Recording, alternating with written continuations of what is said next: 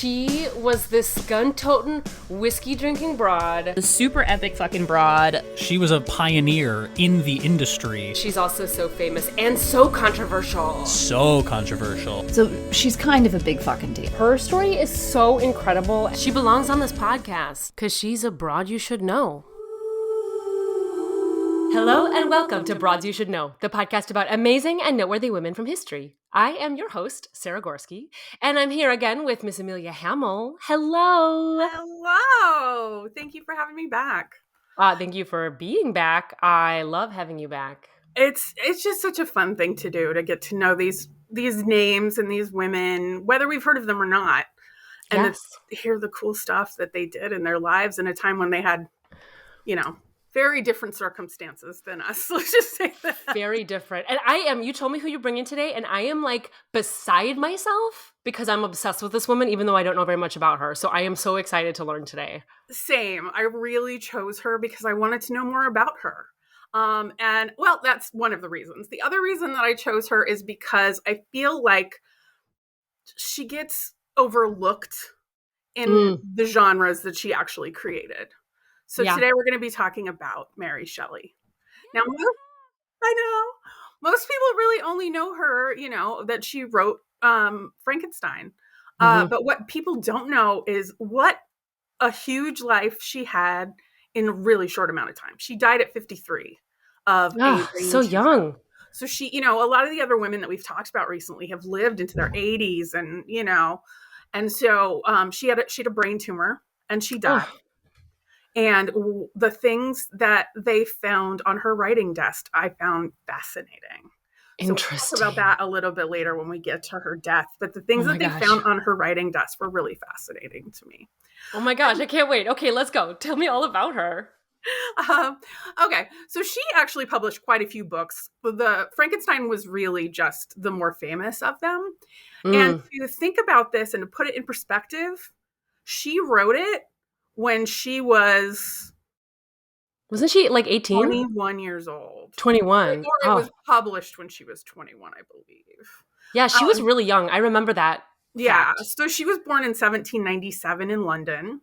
She was the daughter of a philosopher and a political writer by the name of William Godwin and famed feminist Mary Wollstonecraft. Love it. She wrote Love famed feminist. The Vindication of the Rights of Women in 1792. I have not read that. Have you read that? I have not. So that's definitely on the to-do list. Also, probably she's a broad we should know. Probably her mom is a broad we should know. Absolutely. Now, here's the sad part.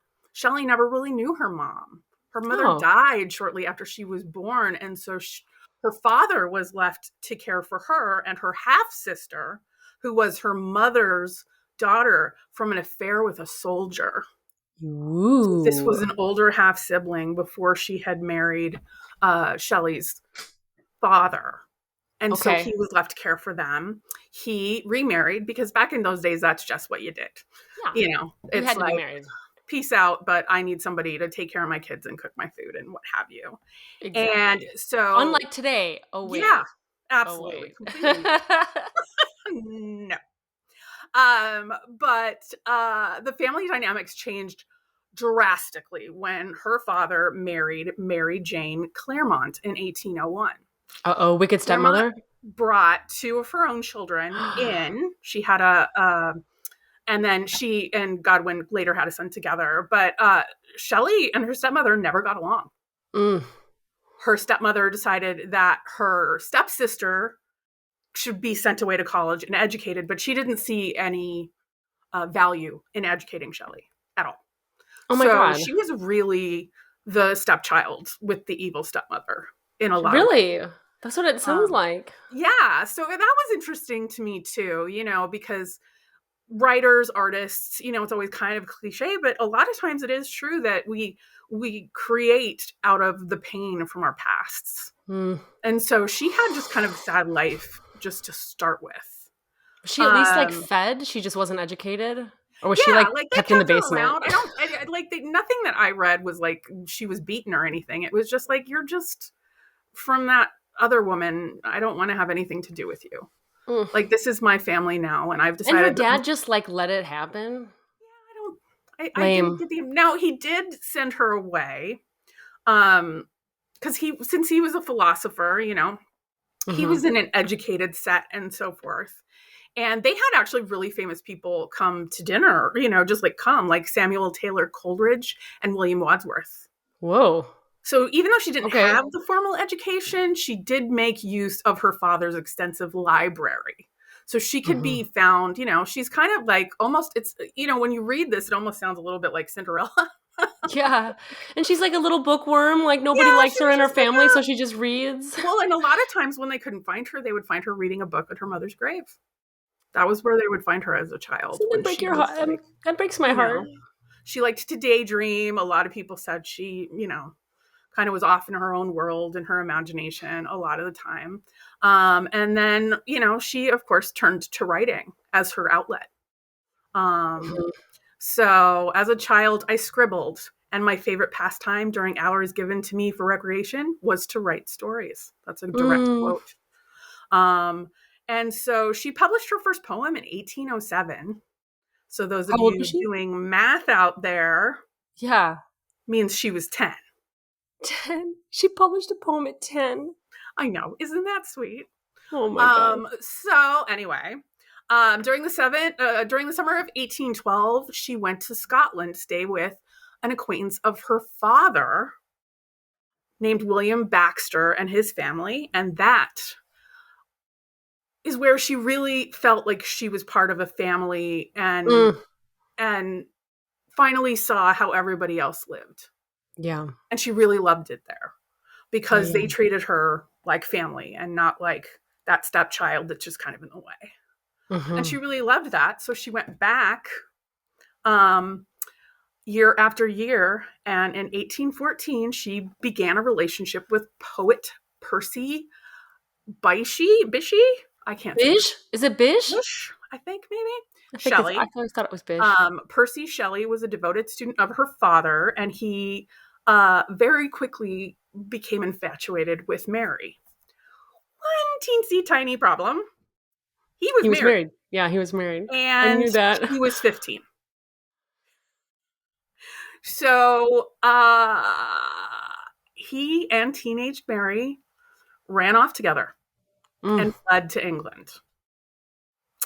Her father did not talk to her again for a very, very long time.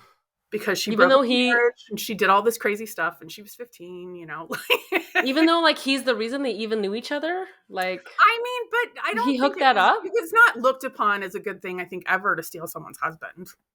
I can't imagine anybody being like, yay, she stole.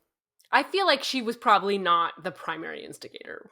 He made decisions. I know, but you have to look, and also, and I hate, qualifying pedophilia, but, in those days, it was not uncommon for women of 13 and 14 to get married and 15, Ugh. I know, it's disgusting, but it was a truce, you know what I mean? I gotta remember to take a Tums before we do these episodes, because, immediately when we say that, it's like, oh, my heart. I know. Little girls not being allowed to be children. But they were madly in love. Madly in love. And they traveled around Europe. They struggled financially and faced the loss of their first child in 1815. Mary delivered a baby girl who only lived for a few days. Then the following summer, the Shelleys were in Switzerland. They hung out with Lord Byron. As you do. Just hanging with Lord Byron. When you hang out with all of these intellectuals and things back in those days. And one night, the group was entertaining themselves by reading ghost stories. And Lord Byron suggested that they should all try their hat at writing their own horror story. And that is when she wrote Frankenstein. She started writing it when she was 17. Yeah. Amazing. It's so good. It's such a great novel. Well, and you also have to think about the fact that, the emotional maturity to write a story where the monster is really the doctor not the monster. You know what I mean? But hearing her history, though, hearing that she would read books at her mother's grave makes all of this seem like not quite as absurd. Like, Absolutely. Well, and you got to think the woman of the house doesn't like you, and she's not, maybe abusive, but yeah, withholding affection is a kind of abuse. of course it is. So she's probably spent a good time, just thinking about death a lot. Yeah. And so for somebody who, had already lost a baby, had already lost her mother, to write a story about a doctor who becomes obsessed with bringing people back from the dead, it's not a far stretch. No, that's Like, exactly what I was thinking. Yeah. yeah. So that part of it, like, totally made sense to me. Was Frankenstein a big hit like right away, or did it take time? Do you know? I actually don't know. We'll look that up a little bit later because I don't Okay. want to speak out of turn. But they called it the modern Prometheus Yeah. at the time, Yeah. So, but later that same year, Mary suffered the loss of her half sister Franny, who committed suicide. Then her lover, seeing as they were not married yet, his wife also committed suicide in that same time period. And so she and Percy were finally allowed to wed in 1816 when she was 19. That's a lot of suicide. Yeah. There's just a lot of death in her. Yeah. So the fact that she became obsessed with it just And that makes sense. stepsister, the one that got treated well and was allowed to go to school and she wasn't? That's the sister that No, this was the sister that was from her mother's affair with Yeah, the Man. I believe. Yeah.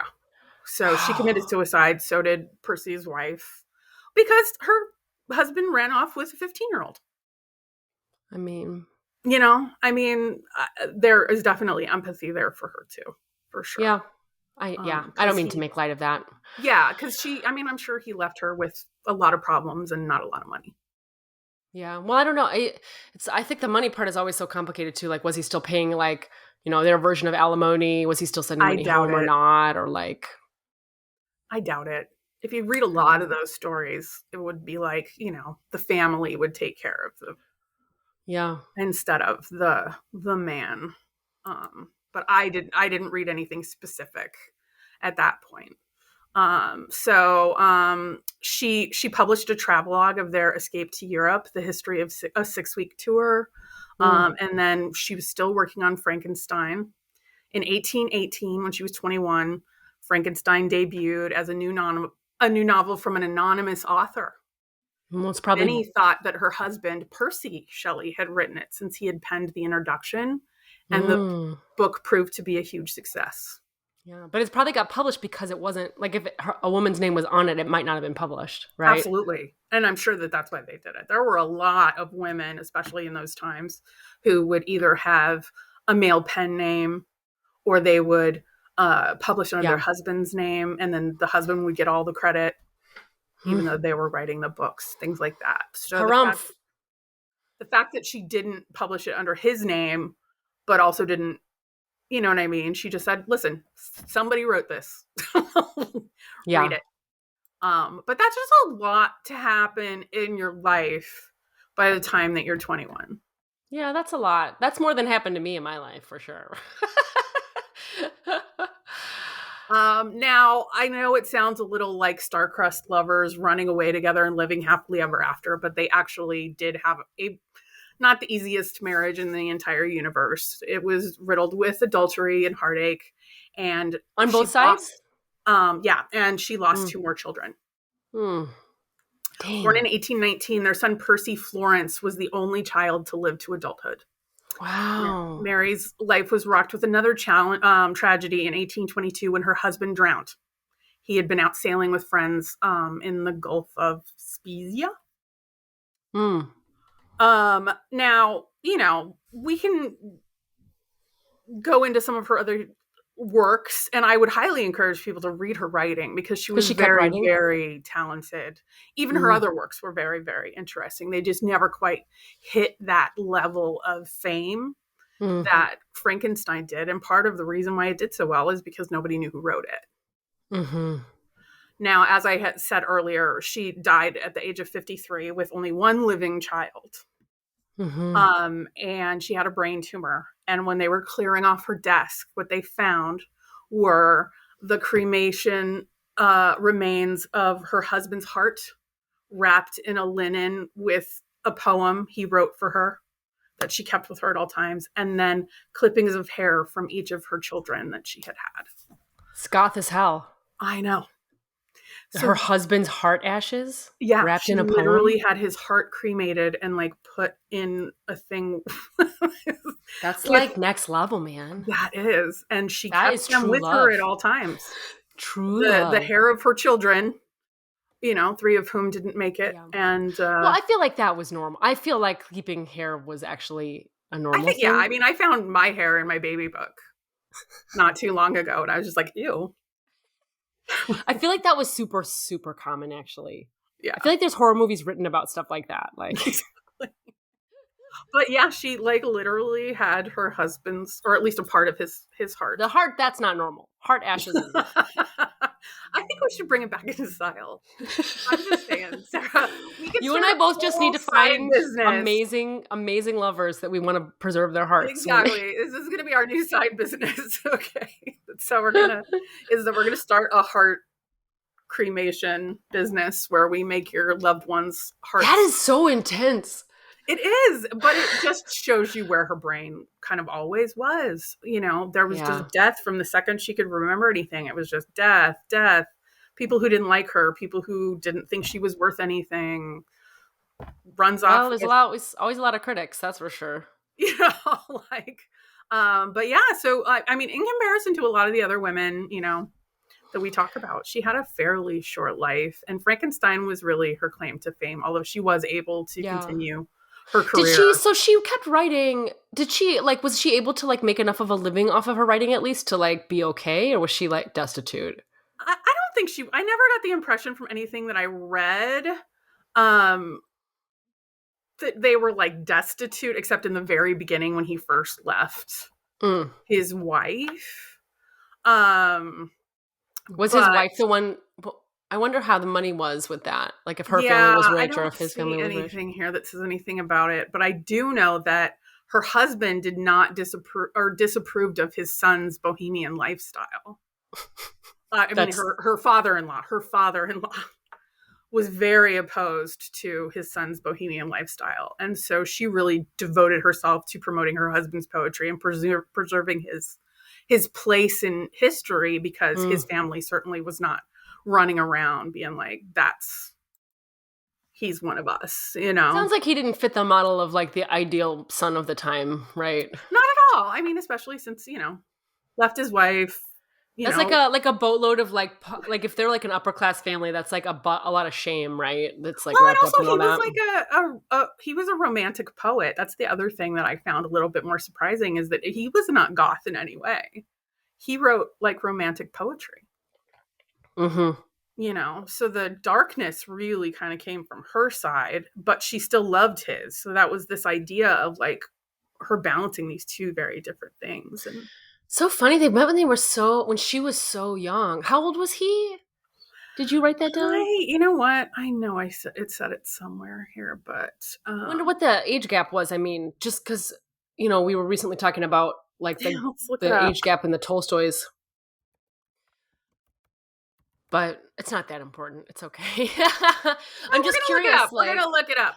Because when you're so young, you have I feel like you can be molded so easily, by the person you're with. But she sounds like she really marched to her own drummer in that way. So he was born in 1772 and she was born in 1797. So that's a pretty hefty. 97 minus 72? Yeah, that's a pretty hefty. So they were 25 years apart. That's a pretty big age difference. Interesting. So, I mean, she was 15 and he was 40. That's a big age difference. Yeah, that's interesting. But she loved him, even though their marriage was not perfect, obviously. But she continued after his death to promote his books and make sure that no one forgot that he had been a contributor to the world of literature. So I just found her, it's such a a haunting story, and it really was the beginning of goth. I mean, you can accredit that one story to starting science fiction, to starting horror, and to starting the more gothic, you know. And I know that Edgar Allan Poe, like I said, and I'm not picking on him, he's a very talented guy too. Love you, Edgar. Love you. Let's hang out with some ravens soon. Like, you know, he did some cool stuff, you know, but she really was his precursor. And she, I think she gets more credit nowadays, but I don't know that she got the credit she really, truly deserved at the time. Well, I mean, a lot of people still think Frankenstein is the name of the monster. Exactly. Well, that's because nobody's paying attention, or they only watch the Mel Brooks one, maybe. I don't know. Although even in the Mel Brooks one, the doctor is Frankenstein. Yeah, too. he's Frankenstein. But it was Frankenstein's It's so sad. monster. You know, I don't know when the last time is you read it. I read it not that long ago. Again, it's been a while. Yeah. It's a really sad. Like the monster story is very sad. I like cry when I read it. It's very tragic, absolutely. Yeah. But then once again, that goes along with that parallel in her life, where her life was very tragic, and she was very morose and forgotten about and left behind, and nobody cared whether she wanted to learn or not. You know what I mean? So I think that came at least partially out of that. And I just love that Lord Byron is the one who was like, you know what we should do for funsies? Like, it'll be really fun. Let's get drunk by the fire and write ghost stories. Let's see if we can do it. And then he ends up, you know. Don't they all end up publishing shit from that night? Though, weren't there? Because there were like two other people there besides them, right? And I didn't. Weren't they all geniuses? I can't even remember the other two people. Let's see if I can find the part where it tells you. I feel like I have a friend who wrote a play about that night. About the four Jane of them. Claremont, Lord Byron, and John Polidori. Yeah. And it was at least according to this, it was Lord Byron whose idea it was for them all to disperse and write their own horror. I mean, I don't know. It's just incredible that like a parlor game kind of becomes the like absolutely. Well, I just envision them story. Like inside on like a rainy day, all like huddled around like a fireplace to stay warm, drinking tea, and just reading like, you know, ghost stories to each other, and then getting in these really intense existential conversations about, you know, life and death. Yeah, because that's what Frankenstein really is about, like life and what is like intelligent life versus emotional life versus, it's like, that's what like, it's a crazy deep, and compared to War and Peace, it's like incredibly short. It's like, yeah, it's not a long book. It's not a long book, but it is about the nature of life, and I feel like it's literally behind me. Here it is. It's literally right here on my shelf. There you go. Put it next to War and Peace that we talked about a little bit last week. There it is. I've read this one a little more than I've read this one. That's yeah. I don't blame you. But personally, I'm really excited to always show off the things on my bookshelf because I feel like no one cares but me. So I care, Sarah. I want to know about all your books. You're a real pal. You're a real pal. Yeah, she just, you know, she was fascinating to me, and I knew that she had written it when she was very young, but it was enlightening to me to see that, like, you know, it was because she had kind of a tortured childhood and and I also like did not know that she was so self-taught. Like I think I had incorrectly assumed that she was the child of like highly educated, and like she was the child of a highly educated, but then the fact that she was not educated, I got the impression that maybe her dad did teach her maybe around the house and stuff, but that the stepmother's decision to not send her for actual schooling he went with. So well, just on her, because Mary was successful anyway. Absolutely. And you know, I hope she, you know, stopped by the house one day and was like, na na na na na. I hope that for her, but it doesn't sound like her style. So. No, maybe she left some dead birds on her porch or something. I don't know. Or like dead bird hearts wrapped in poems. There you go. I just thought it was, you know, I mean, it was one of the more goth things she did, but wanting to have his heart with her all the time was. I'm like legit gonna be thinking about that a really long time. Like, oh, Well, like you've heard of cremated heart. cremation jewelry, right? Yeah. They offered it to me when my cat passed away a couple of years ago, and I was like, I love her, but I don't need her ashes like around my neck. I'm good. Very many mixed feelings. Very many. On that note. On that note, now thank that you for bringing yes, us Mary everyone. Shelley. What a broad. I just love know. So by all means, everybody go, get on your Kindle or your tablet and read some. I'm pretty sure you can read Frankenstein for free in like many places. Oh, I'm sure you can get it from the library. And your public library. Let's support our public libraries. Boop. Absolutely, on your Libby app. So. All right. Thanks, Amelia. I am so glad you were here. Thank you for sharing Mary with us. Absolutely. Thanks, everybody. See you next time. Bye. To learn more about Mary Shelley, see paintings of her and some quotes from this episode, head on over to broadsyoushouldknow.com. While you're there, you can click on over to the About page and read more about me and Amelia. Our bios, photos, links to our cool stuff is all right there. Are you following Broads You Should Know on social? We are on Facebook and Instagram and YouTube at Broads You Should Know and Twitter at BYSK Podcast. To suggest a broad, fill out the form on our website or email us at broadsyoushouldknow@gmail.com. If you are a fan of this podcast, I beg you, spread the word about us. Share an episode with your friends or family or leave us a review on Apple Podcasts. That really helps new listeners to find us. Broads You Should Know is produced by me, Sarah Gorski, and edited by Chloe Skye, with original music by Darren Callahan. Finally, if you were really into the story of Mary Shelley, then I highly suggest you check out a few of our other writer broads. We have Na Ye-seok, the Korean writer and artist and activist, Nancy Dowd, the screenwriter who wrote Slapshot, amongst many others, and of course you should also check out our Italian horror scream queen, Daria Nicolodi. See you next week for another Broad You Should Know.